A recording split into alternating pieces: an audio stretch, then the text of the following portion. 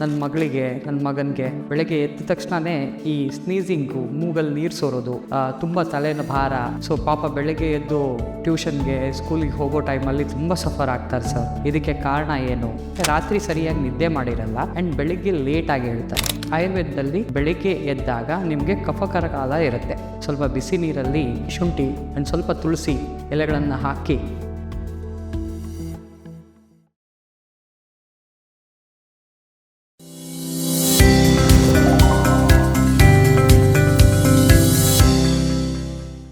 ನಮಸ್ಕಾರ, ನಾನು ನಿಮ್ಮ ಡಾಕ್ಟರ್ ಸಂದೀಪ್ ಬೆಣಕಲ್ ಅಂತ.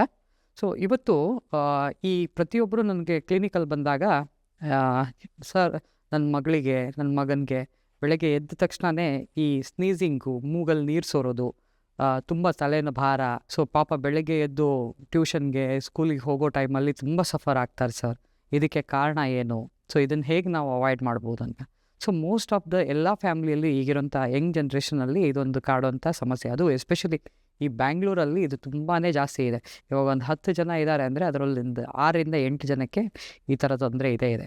ಸೊ ಯಾಕೆ ಈ ಥರ ನನಗೆ ಬೆಳಗ್ಗೆ ಎದ್ದ ತಕ್ಷಣವೇ ಈ ಸ್ನೀಸಿಂಗು ಅಥವಾ ಈ ನೇಸಲ್ ಸಿಕ್ರೇಷನ್ಸ್ಗಳು ಜಾಸ್ತಿ ಆಗ್ತಾ ಹೋಗುತ್ತೆ? ಏನಕ್ಕೆಂದರೆ ನಾನು ಈ ಕೆಲವೊಂದು ಈ ಅಲರ್ಜಿನ್ಸ್ ಅಂತ ಹೇಳ್ತೀವಿ, ನನ್ನ ದೇಹದೊಳಗಡೆ ಇಮ್ಯುನಿಟಿ ಕಡಿಮೆ ಇದ್ದಾಗ, ಸೊ ಈ ಅಲರ್ಜೆನ್ಸ್ಗಳು ನನ್ನ ದೇಹದಲ್ಲಿ ಎಂಟ್ರಿ ಆದಾಗ ಈ ಥರ ನನ್ನ ಸಿಸ್ಟಮ್ಮು ರಿಯಾಕ್ಟ್ ಮಾಡುತ್ತೆ. ಈ ಬೆಳಿಗ್ಗೆ ಟೈಮಲ್ಲಿ ನೀವು ಈ ಮಾಯ್ಶ್ಚರ್ ಅಂತ ಹೇಳ್ತೀವಿ, ಅಂದರೆ ಈ ಮಂಜು ಕವಿದ ವಾತಾವರಣದಲ್ಲಿ ಈ ಥರ ಪೊಲನ್ ಗ್ರೇನ್ಸ್ಗಳಾಯಿತು, ಬ್ಯಾಕ್ಟೀರಿಯಲ್ಗಳಾಯಿತು ಆ್ಯಕ್ಟಿವಿಟಿ ಜಾಸ್ತಿ ಇರುತ್ತೆ. ಯಾವಾಗ ಅದನ್ನು ನಾನು ತೊಗೊಂಡಿರ್ತೀನಿ ಆವಾಗ ನನಗೆ ಈ ತೊಂದರೆಗಳು ಆಗುತ್ತೆ. ಇದಕ್ಕೆ ಬೇಜಾರಾಗಿ ನನ್ನ ಇಮ್ಯುನಿಟಿ ಚೆನ್ನಾಗಿತ್ತು ಅಂತಂದರೆ ಈ ಥರದ್ದು ಯಾವುದೂ ತೊಂದರೆ ಆಗಲ್ಲ. ಇದಕ್ಕೆ ಇನ್ನೊಂದು ಕಾರಣಗಳನ್ನು ನಾವು ಹೇಳ್ತೀವಿ. ಏನಂತಂದರೆ, ಈ ಯಾರಿಗೆ ಇದನ್ನು ಜಾಸ್ತಿ ನೋಡ್ತೀವಿ ಅಂತಂದರೆ ರಾತ್ರಿ ಸರಿಯಾಗಿ ನಿದ್ದೆ ಮಾಡಿರಲ್ಲ ಆ್ಯಂಡ್ ಬೆಳಿಗ್ಗೆ ಲೇಟಾಗಿ ಹೇಳ್ತಾರೆ. ಅಂದರೆ ಈ ಸೂರ್ಯೋದಯ ಆದಮೇಲೆ ಎದ್ದಾಗ ಈ ಥರ ಕಂಡೀಷನ್ಸ್ಗಳು ಜಾಸ್ತಿ ಆಗುತ್ತೆ. ಯಾಕೆಂದರೆ ಆಯುರ್ವೇದದಲ್ಲಿ ಬೆಳಿಗ್ಗೆ ಎದ್ದಾಗ ನಿಮಗೆ ಕಫಕರ ಕಾಲ ಇರುತ್ತೆ. ಅಂದರೆ ನೀವು ಬೆಳಿಗ್ಗೆ ಹೇಳ್ತಾ ಇದ್ದಾಗ ಕಫಕರ ಕಾಲದಲ್ಲಿ ನಾವು ಐಡಲ್ ಆಗಿರಬಾರ್ದು. ಅಂದರೆ ನಾವು ಐಡಲ್ ಇದ್ದಾಗೂ ನಮ್ಮ ದೇಹದ ಅಂದರೆ ಕಫನ ಜಾಸ್ತಿ ಮಾಡ್ತಾ ಹೋಗುತ್ತೆ. ಸೊ ಬೆಳಿಗ್ಗೆ ನಾವು ಸೂರ್ಯೋದಯ ಆದಮೇಲೆ ನಾವು ನಮ್ಮ ಆ್ಯಕ್ಟಿವಿಟಿಗಳನ್ನು ನಾವು ಮಾಡಿಕೊಂಡಾಗ ಈ ಕಫ ಉತ್ಕ್ಲೇಶ ಅಂತೇನು ಹೇಳ್ತೀವಿ, ಆ ಕಫ ಉತ್ಕ್ಲೇಶ ಕಡಿಮೆ ಆಗ್ತದೆ. ಆವಾಗ ಈ ಸಿಂಪ್ಟಮ್ಸ್ಗಳು ಬರೋದು ಕಡಿಮೆ ಆಗುತ್ತೆ. ಹಾಗಾಗಿ ಸೊ ಇದನ್ನು ಅವಾಯ್ಡ್ ಮಾಡೋದಕ್ಕೆ ನಾವೇನು ಮಾಡಬೇಕು, ಮಕ್ಕಳಿಗೆ ಸಜೆಸ್ಟ್ ಮಾಡಬೇಕು ಅಂದರೆ ಸ್ವಲ್ಪ ಸೂರ್ಯೋದಯಕ್ಕಿಂತ ಮುಂಚೆ ಬೇಗ ಹೇಳೋಕ್ಕೆ ಹೇಳಿ.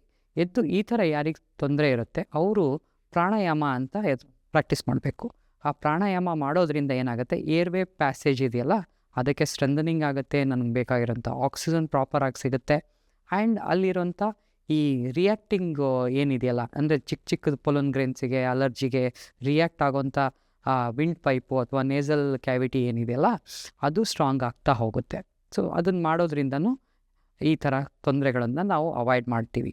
ಆ ಥರ ಇದ್ದಾಗ, ಇದು ಸ್ವಲ್ಪ ಜಾಸ್ತಿ ಇದ್ದಾಗ ಸ್ವಲ್ಪ ಬೆಳಗ್ಗೆ ಎದ್ದ ತಕ್ಷಣವೇ ಸ್ವಲ್ಪ ಬಿಸಿ ನೀರಲ್ಲಿ ಈ ಶುಂಠಿ ಆ್ಯಂಡ್ ಸ್ವಲ್ಪ ತುಳಸಿ ಎಲೆಗಳನ್ನು ಹಾಕಿ ಸ್ವಲ್ಪ ಬೆಲ್ಲ ಹಾಕಿ ಮಕ್ಕಳಿಗೆ ಅದನ್ನು ಕುದಿಸಿ ಕಷಾಯ ಥರ ಮಾಡಿಕೊಟ್ಟಾಗ ಈ ಥರ ಸ್ನೀಸಿಂಗು ಅದೆಲ್ಲ ಕಡಿಮೆ ಆಗುತ್ತೆ. ಸೊ ಟು ಪ್ರಿವೆಂಟ್ ದಿಸ್, ರಾತ್ರಿ ಮಲಗಬೇಕಾದ್ರೆ ಒಂಥರ ಸ್ಟೀಮ್ ಇನ್ಹಲೇಷನ್ ಮಾಡೋಕ್ಕೆ ಹೇಳಿ.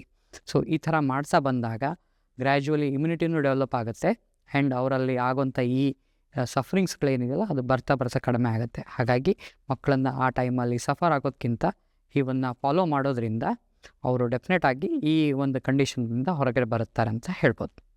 ಆರೋಗ್ಯ ಮಾಹಿತಿಯ ಇಂಥ ಮತ್ತಷ್ಟು ವಿಡಿಯೋಗಳಿಗಾಗಿ Vishwavani health YouTube channel subscribe ಮಾಡಿ.